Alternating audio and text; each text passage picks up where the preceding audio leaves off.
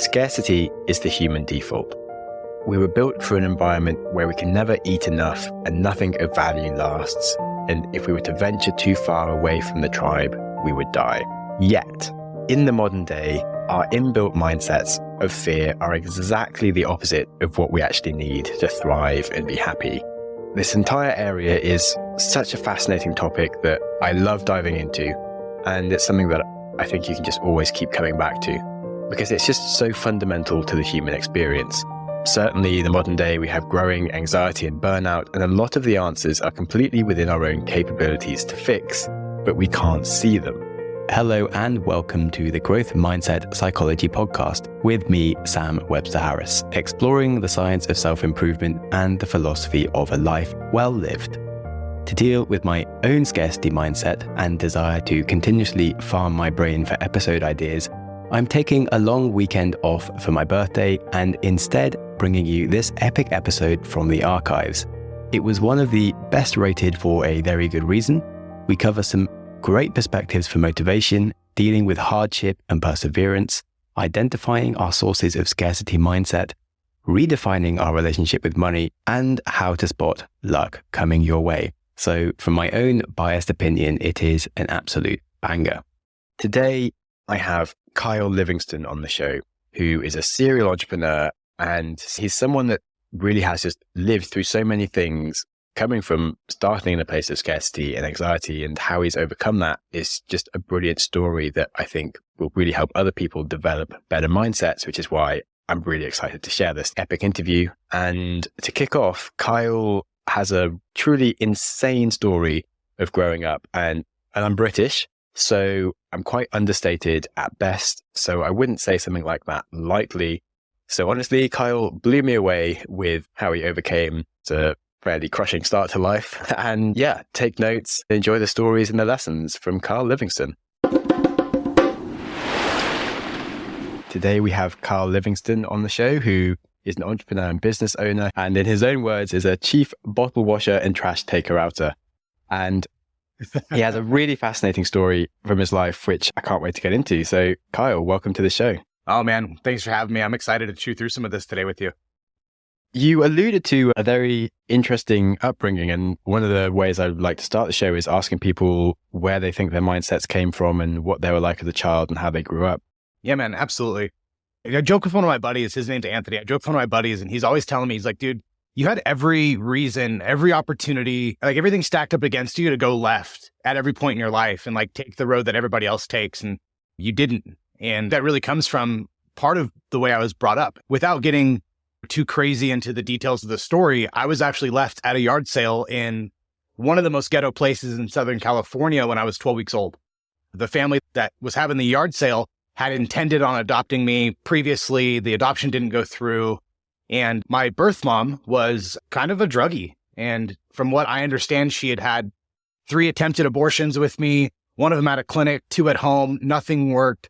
I ended up being born 6 weeks early, a little premature, and I was in an incubator for 6 weeks. And then I got out of the hospital for 6 weeks, and she just had no business being a mom. She basically comes to the yard sale that these people are having, and she's like, hey, can you watch him? I know you wanted to adopt him at some point. Can you just watch him for a couple hours? Like, I need to go party. I haven't had my fix in some weeks. I need to go party. She just didn't show back up. Called the next day or the day after that and said, hey, listen, like if you want to keep him, you can. And so that's how my life started. And growing up in that house and in the area, dude, it just wasn't a good spot. Like it wasn't a healthy environment in the community that we were in the house that I lived in. Obviously, my parents did a really good job at raising me and I'm thankful for them. But like I had siblings in the house who were druggies, didn't live in a very good neighborhood. And from the moment I was literally born, dude, like I had every reason to play victim and play this was the hand I was given to me type of mentality. And I was able to turn it around into taking control of my own life, and everything that I have going on now is just, it's because I understand that I am in control. So were you just always interested in different things from when you were like a 5-year-old to everyone around you? Or did you just have like a revelation moment when you were like 18 that you're like, I could actually do something else with my life? So how did that come about? I think it was a culmination over the years. I can't remember one moment where I'm like, this is going to be my life. But I do remember growing up and seeing the mistakes that my older brothers made and my sister. And I remember having to in essence, bounty hunt some of my siblings around the country because they skipped bail. And like, I saw all the drugs that they were involved in and the commotion and the arrests and all those things. And so at a young age, I kind of learned from their mistakes. If I go this path, I get these things. And so I kind of started going on that path and quickly realized that like, man, if I go down this path, I'm going to end up just like the rest of my family is right now. And so it was really a culmination of learning from other people's mistakes and seeing like what they have, I don't want. So I think that's what ingrained that mentality into me, was just learning from their mistakes. Do you feel like the fact that you were not a blood part of the family, that you felt slightly distanced from the rest of them? As in like your brothers and sisters, or I don't quite know your family dynamics. I would say no, but to be fair, I don't know any other way, right? Like I don't know what would the other side would feel like. And I would say if anything, like it, as a child, I would use that as ammo when I argued with my mom. Like that was the one thing that I can remember growing up. It was like, I'll just go back to my real mom. And like, as a child, I would use that as like me throwing rocks or ammunition. But no, I can't say I felt any different, man, to be honest with you. I always felt like part of the family, never felt like I wasn't. I consider them my parents and my brothers and like they're my family. So yeah, I don't feel like blood had anything to do with it, to be honest. Glad I asked though. It's hard to know until you ask these things. For sure. It's a valid question, man. It's a valid question. I've talked to some people who are adopted. They're like, yeah, I can't resonate with my family. We're not blood. I'm like, that's weird. At what point did you start being sort of quote unquote successful? And how did that come about? Was it like you went to university, you just sort of started taking small jobs and just compounding? I'm actually going to go back to a piece of my childhood that I felt was a turning point from like a financial perspective. So there was this one summer where my parents were big into the church and I wanted to go to Bible camp that summer. The church that we were going through, they charged you for the camp. You had to pay for the camp, et cetera, food. And I remember going to my parents, like, yeah, we can't afford to send you there this year. Maybe if you save up some money, you can go next year. My dad knew some guy down the street and he got me to mow his lawn for $5 or something. And I remember mowing the lawn and going like, well, I'm just going to go ask his neighbor if he wants me to mow their lawn too. And so I just started knocking on doors in my neighborhood, asking them if they wanted me to mow lawns and wash cars and all this stuff, and saved up enough money to go to this camp. And when I came back, I just kept doing it. Like, it's how I'm going to make money, right? If I want the shoes, if I want the whatever, like I got to go do this. And I kept knocking doors in the neighborhood. And there was one really good week that I had where I'd knocked doors Monday through Thursday, and then had a bunch of deals that I went and washed cars and mowed lawns on Friday, Saturday, Sunday. And I remember sitting on my bed and counting all my money I got from like Friday and Saturday, it's Sunday or whatever. I'm counting my money. And my mom walks in and she's like, are you counting all the money you've been saving up for the last few months? And I'm like, no, this is what I made today. And she sits down on the bed next to me and she has this look on her face, looking back, like she probably thought I was like selling drugs or something, right? But like, she looked at me and she goes, you made more money than dad did today. For me, my dad worked 100 hours a week in 2 jobs. He drove an hour and a half each way to work. Like, he was the hardest working man that I've ever met in my life, even to this day. And for my mom to tell me that, I immediately knew something was off and something was really broken. At 14 years old, if I can make as much money as my adult dad who had been working in the same trade for 30 years, I quickly realized that I could make a fair amount of money just hustling and just doing little things here for people. And so that kind of shifted my mindset towards what's possible. I think I began getting into self-development around 16, 17 years old. I did wrestling and I had a buddy of mine. We were out on a wrestling tournament and we're staying at his dad's house. His dad comes out and we're talking and he goes, look, man, I really think you would really like this book. And he hands me How to Win Friends and Influence People. I'm 16 years old, never read a book in my life. So I read this book and it completely changes the paradigm of how I perceive success. I'm like, well, if they can do it by thinking and talking, I can do it by thinking and talking. And my goal forever up to that point was, dude, if I could just make $10,000 a month, like I'm going to win. And so 15, 16, 17, 18 years old, my goal is 10K a month, 10K a month. If I get to 10K a month, bro, I am set. I can go get the Lamborghini. This is my childish brain. I can go get whatever I want. That was my first goal that I had coming out of that season of my life. If I could just get to 10K a month. But it all started washing cars and mowing lawns, man. With the 10K and wanting a Lamborghini, what then changed around that? And did you get a Lamborghini once you hit 10K? Like, I got a toy Lamborghini maybe when I hit 10K, but definitely not a real one. Here's how it's changed for me. And the moment I realized 10K just wasn't going to be it, I was actually driving down the freeway. I was 18 years old and I was driving a work truck that I had from a company I was working for. It was a 15-year-old F-150 with a piece of plywood for a tailgate, and half of the steering wheel was ripped off and it had like metal steering wheel and like a cushion steering wheel. And it was just an old beat up work truck. I'm driving down the freeway and I see this big giant billboard and it says, if you didn't make $10,000 last month, call me, with a phone number. That's all it said. I bust out my cell phone, I call the number, and I get a voicemail. So I'm this excited 18-year-old kid. Hey, what's up? I just saw your billboard. I want to make 10K. Call me. Candidly, I forgot I even called on this stupid billboard. 3-4 days go by and this gentleman named Randall calls me. And I'll never forget him. We still stay in contact to this day. And he brings me into this real estate investment education, network marketing type thing back then. And I'm sitting in this room and I'm watching and listening to these guys talk about 50, 100, 2, 3, 400K a month revenue, like income. And I'm like, whoa, wait a minute. You mean 10K is not the end? When I get to 10K, I'm not going to have everything? And so that opened my mind. I still hadn't reached 10K, but that opened my mind to 10K is just the tip of the iceberg. And so fast forward to about 2 years later, I'm still working construction full time. And I'm working my face off in construction, working hard because that was what I knew. And I crossed the 10K a month mark. And I realized that all I did throughout this season of getting to 10K was just raise my living expenses enough to feel like I'm still poor. So I have 10K, but I also have living expenses that makes me feel like I make 3K. And so there go my wish and dreams for a Lamborghini at 10K a month, right? Now I'm down to a Hot Wheels Lamborghini. Still don't have the Lamborghini. Probably will never have the Lamborghini just because I think it's a waste of money now. But once I got there, I just realized like that wasn't what I was actually after. And the pursuit of the dollar was different than the pursuit of the freedom. I wanted the freedom, but I thought I wanted the money. So how come you then went on to make a lot more money?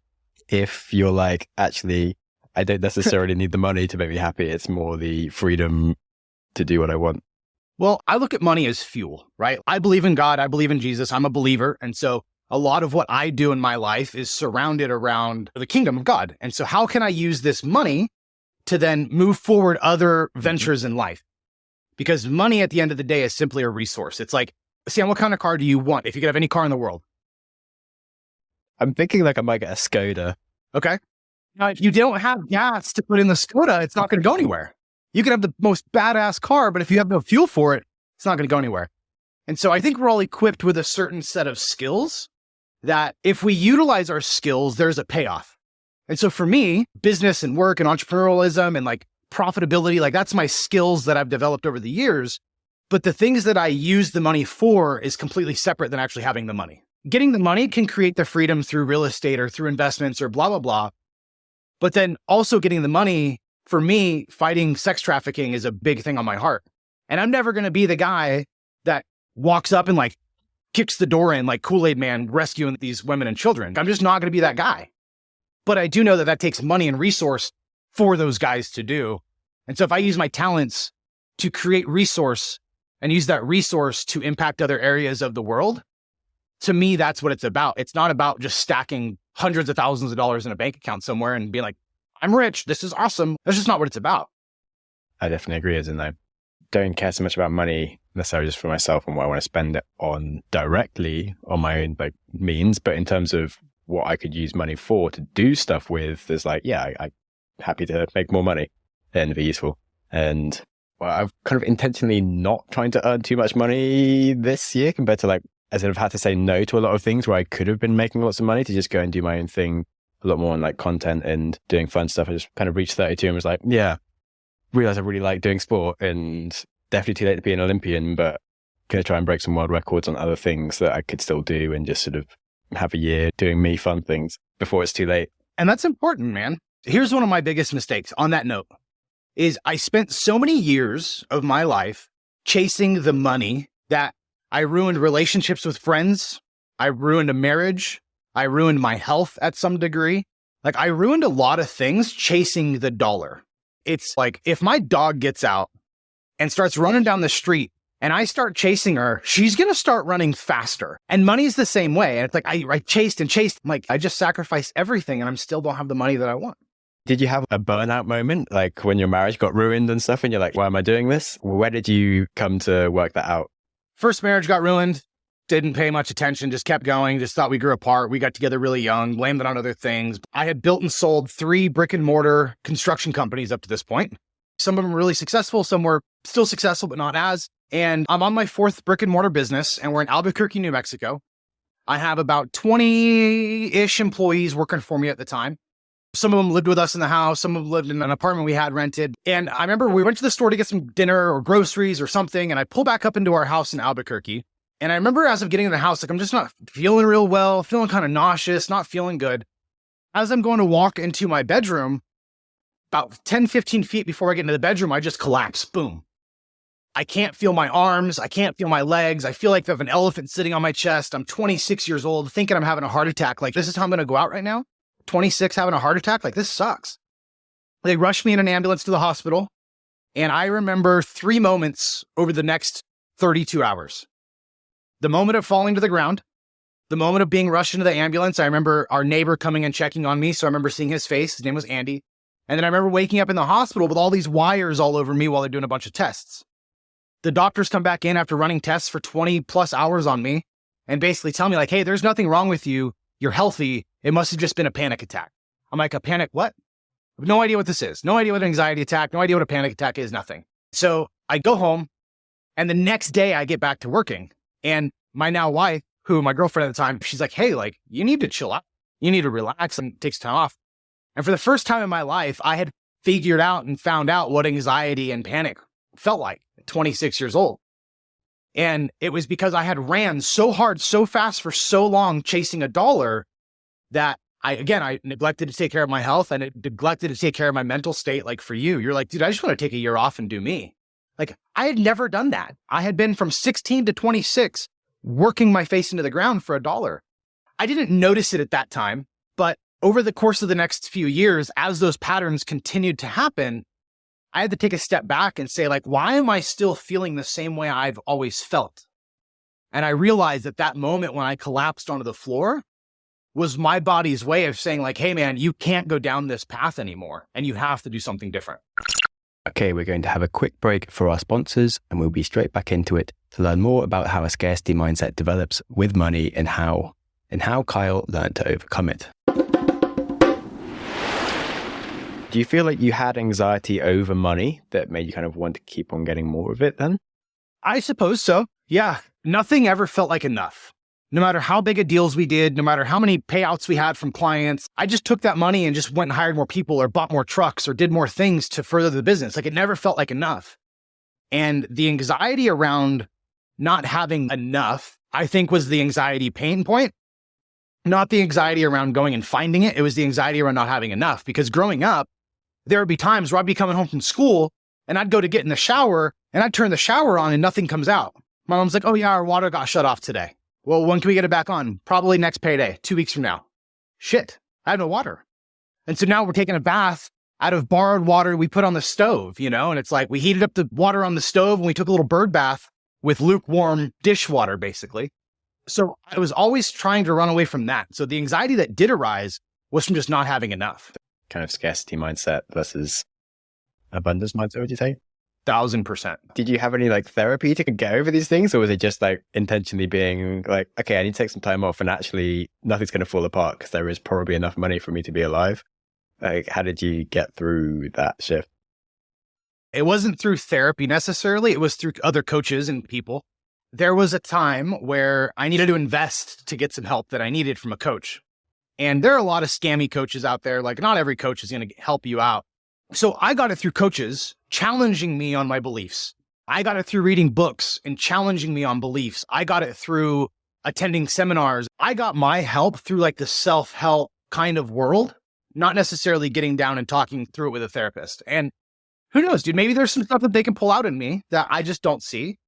But yeah, I'm not a huge fan of like sit and chat therapy. Kind of the point of therapy is to challenge people in their beliefs, like you said was the thing that helped you, but in like a supportive way to make them kind of not feel like they're dumb, but to be like, oh yeah, I could just see the world like this and just sort of just run through like the different like, so we just have so many hypocritical things that we're thinking about, as in like, obviously just trying to make as much money as possible so you can enjoy your life, but yeah, you can't enjoy your life if you're just constantly working, etc.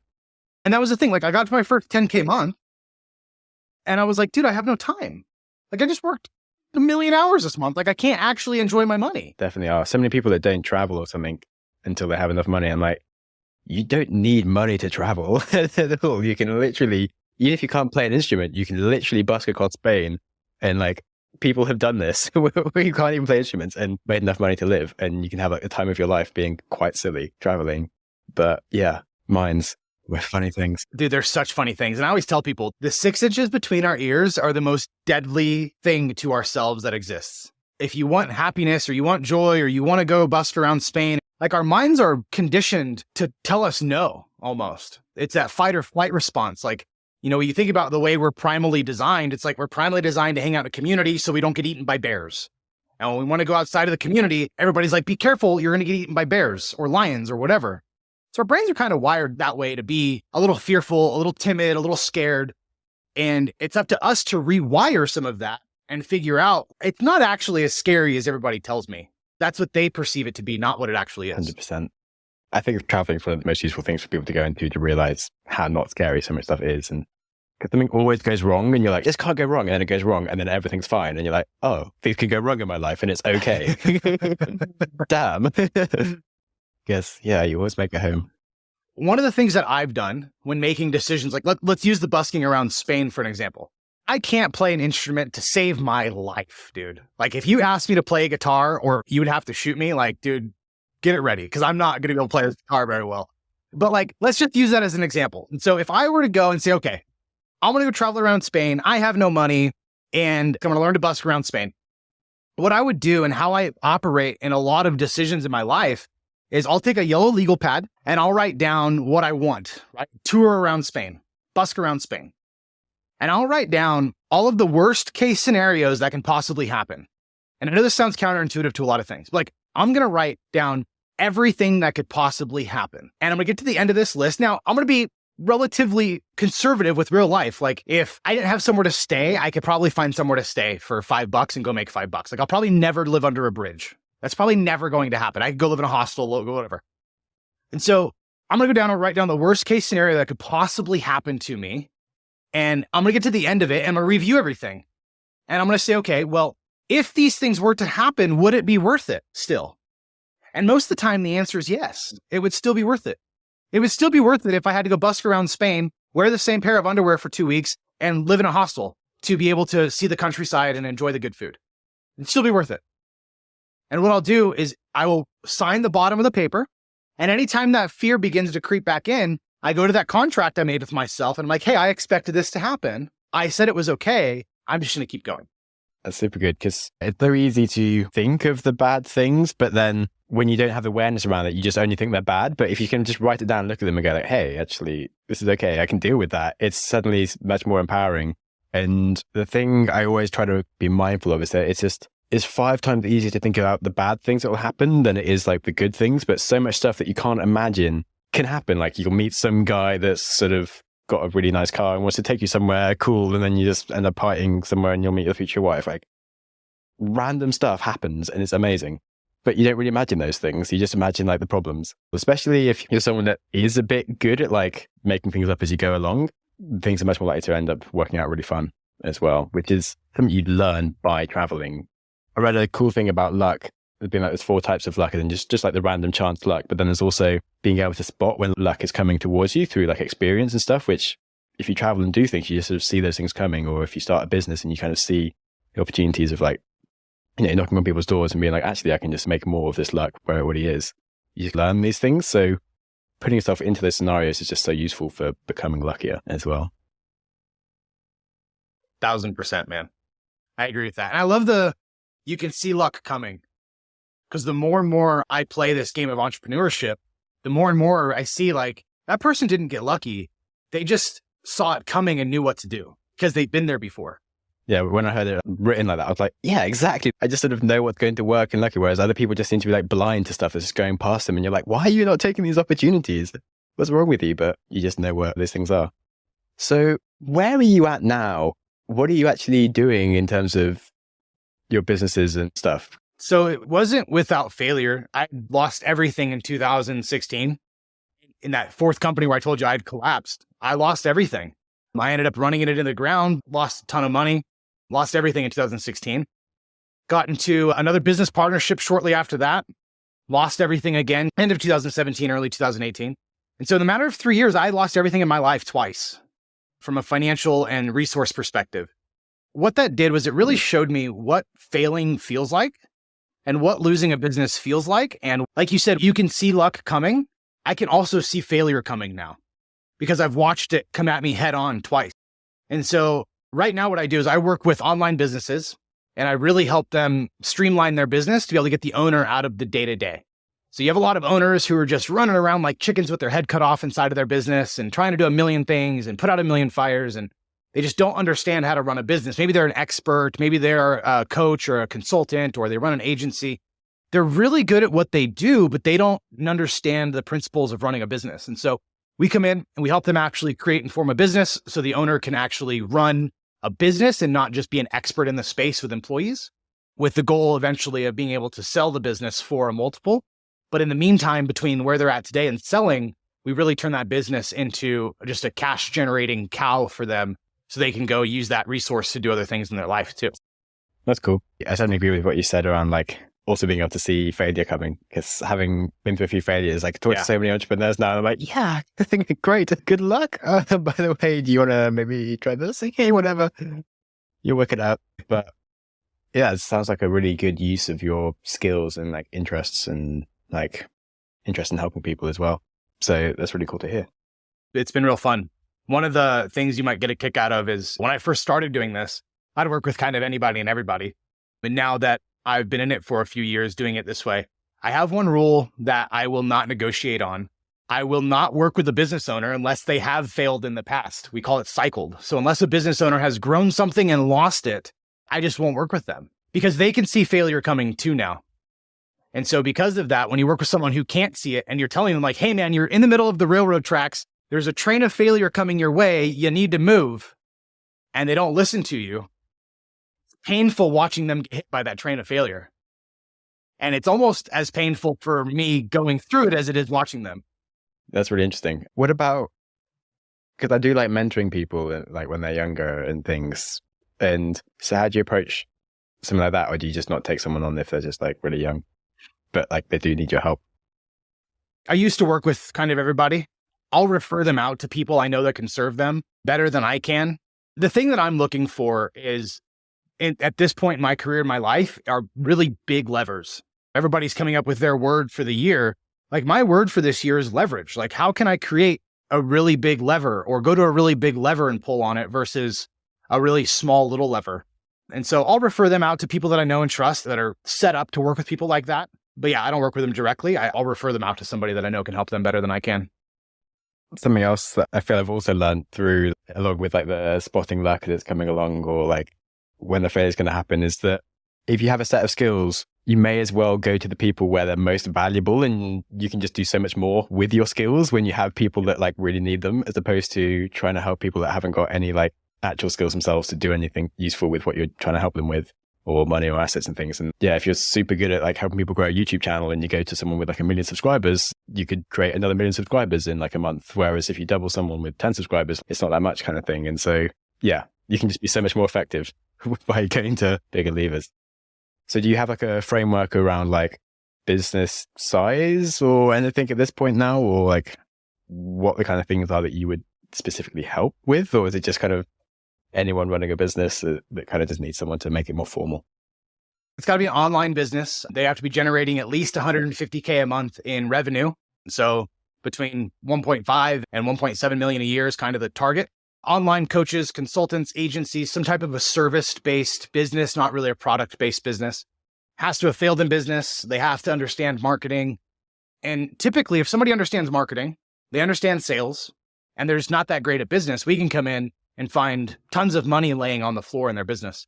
And the things that we really focus on are like the infrastructure of their business. Because a lot of the times, man, as shocking as this is, You have businesses that do hundreds of thousands of dollars a month and their entire business is ran on like a Google spreadsheet. You ever seen that like statue of the Atlas stone? The person's carrying that big world. That's how most business owners feel, is they have the world on their shoulders. And so we go and create the infrastructure so it holds the world and the business owner can get out from the day-to-day of the business. And so that's the first thing we do, is build that infrastructure to hold the weight of things. And then I'm a big believer that you should make decisions off of data, not emotion or conjecture. Once you begin making decisions off of emotion in business, you typically are going the wrong direction. You have to make decisions based on data.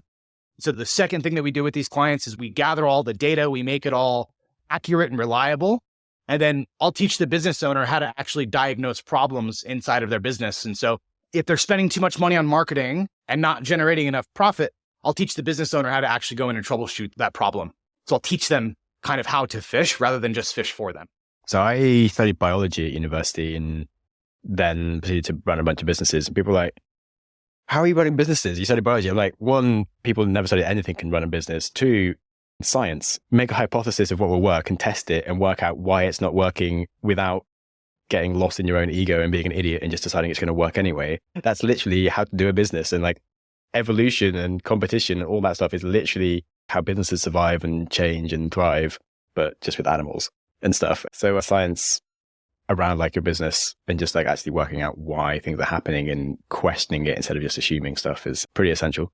Cool. And how did you like first go from a guy that had run a few businesses, some successful, a few failing, to helping people with their businesses? Was there just someone that you knew that you're like, oh, actually I can sort that out for you, and just suddenly realized that you were just becoming a bit of an agency? Or did you formally go, right, I run this 7-figure agency and starting from nothing? So when my fourth brick and mortar company had to close the doors and we lost everything in 2016, I committed to getting out of the brick and mortar world and committing to go to the online world. And so that was the transition of my life, was like, I'd have to get out of brick and mortar and I have to get online. And I began looking and researching and asking people who were doing well online, what they were doing, how they were doing it.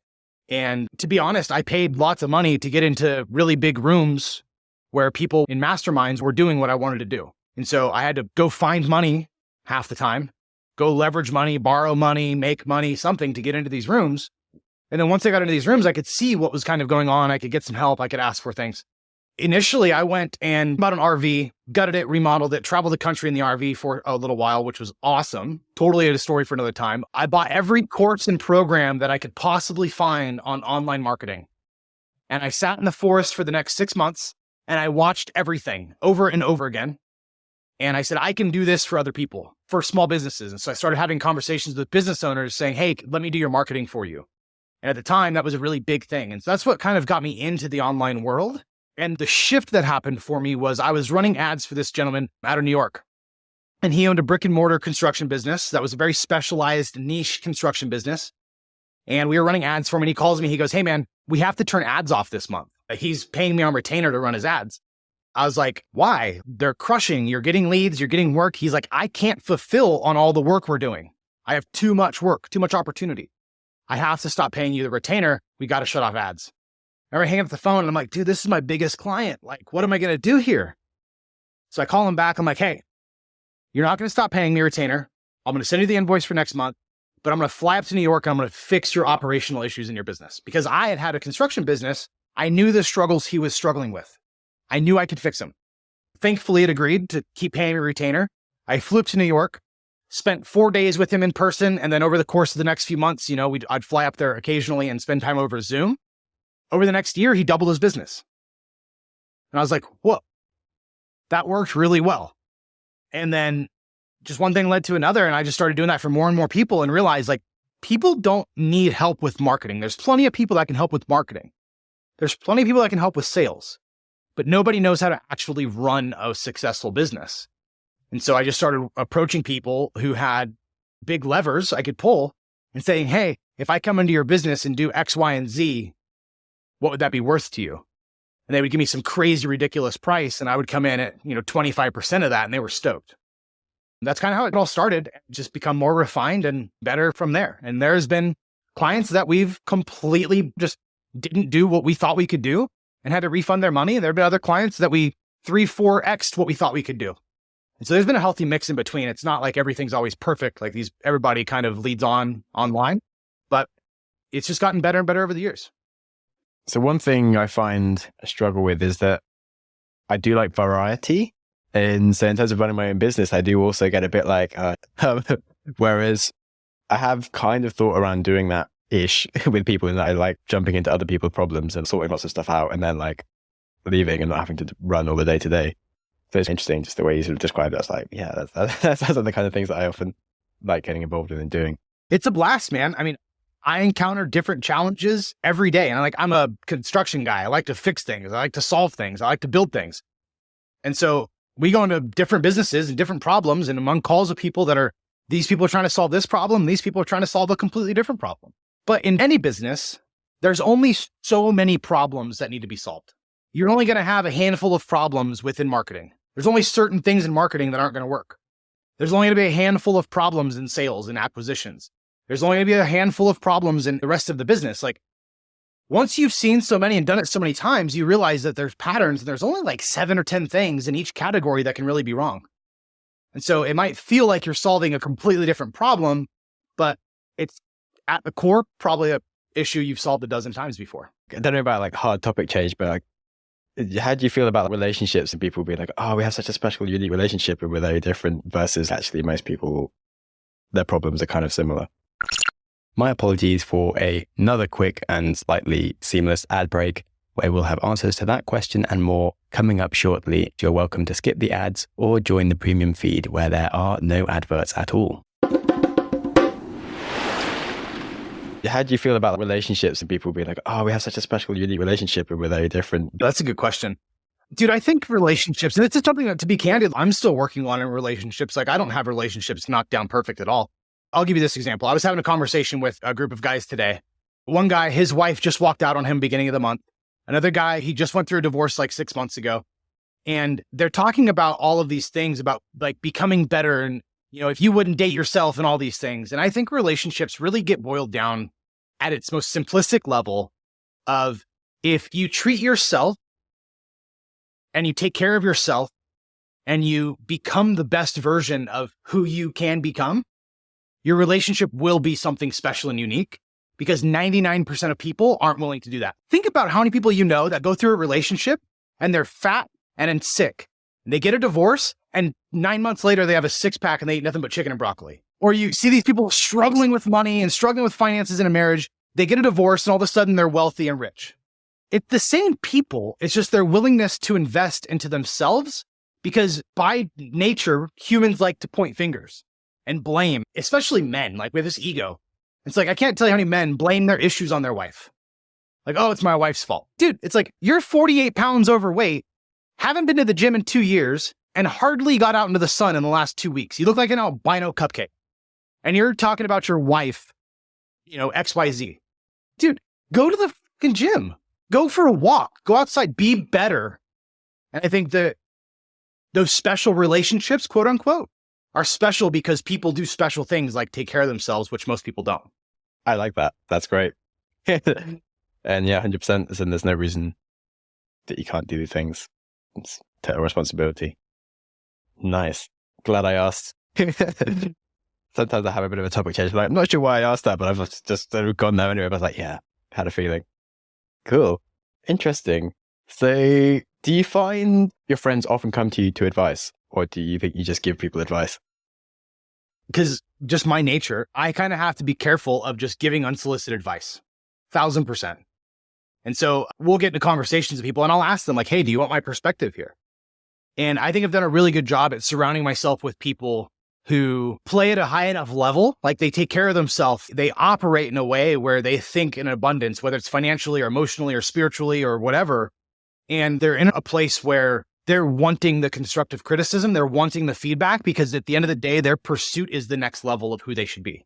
Well, I think friends that can be honest with you are super valuable, because plenty of people that will just sort of come and say great stuff, but the ones that will tell you when you're being an idiot are super useful. This just happened in November of last year. I have a buddy of mine, and I was telling him about this problem I was having with the client. And I was telling him about this thing I was trying to solve.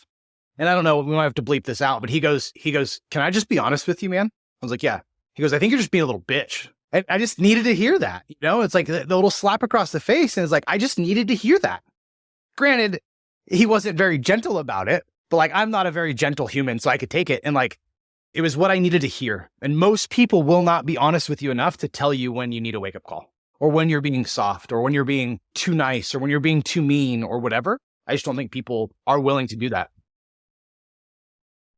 Another one is, when you had your failures, did you have friends that were specifically really useful and others that you're like, I thought we were friends and now you're completely unhelpful?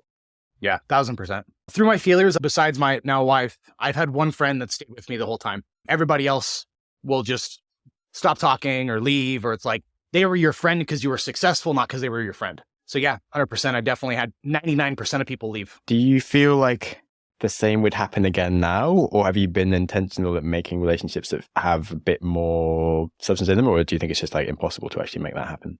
No, I think it's about who you surround yourself with. And now I'm at a place in my life where the friends that I have, like if I were to fail tomorrow, one, they would figure out how they could help me get back up and win, but they would also champion me and stick around.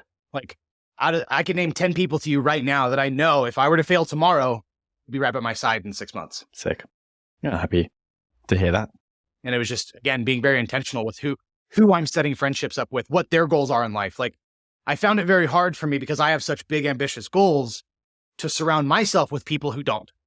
Like if your goal is fat Cheeto fingers, making $27,000 a year, living in your mom's basement, we just can't be good friends because we live in totally different worlds. Yeah, struggled with that. A few things to like finish up on. What is one of the kindest things someone has ever done for you?